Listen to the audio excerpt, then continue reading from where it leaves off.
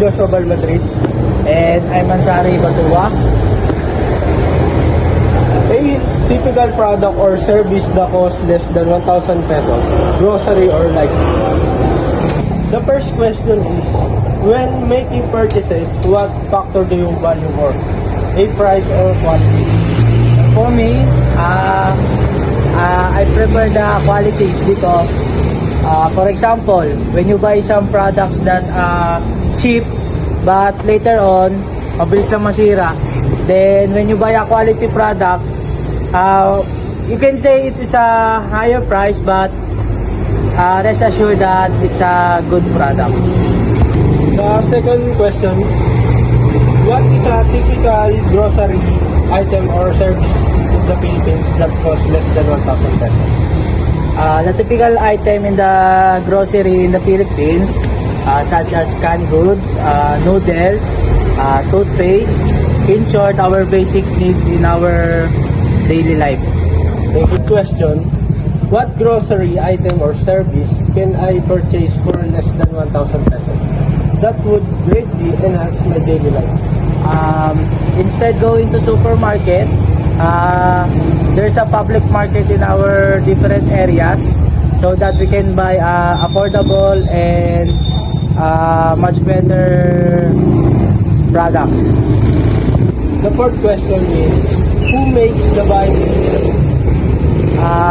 CC, so it's either your partner or your mother, because they know how to budget your money efficiently. Last question, what motivates you to purchase affordable products such as groceries? The one who motivates me so that I can buy affordable products, first is my family, that's why I work hard. And secondly, if I work hardly, I can buy what I want in my life.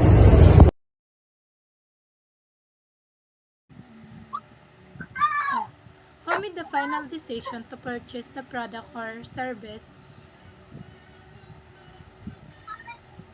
The head of household made the final decision to purchase the product. Number 2. Did family members or other household occupants contribute to the decision-making process? Yes, finally, members contributed to the decision um, making process of buying goods and people. Next is, what role did each person involved in the decision-making process have? So the head of household was responsible for researching options and making the final decision. Other family members had roles in voicing their needs and preferences. Next, what proved the need for this particular product or service? The malfunctioning of the old washing machine prompted the need for a replacement. Next question is, how did the chosen product or service address and the identify issues or need? So the chosen washing machine addressed the need for efficient laundry and processing and energy savings.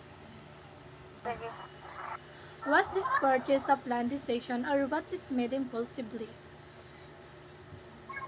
So this purchase was planned and driven by the kuan, necessity of replacing the old washing machine.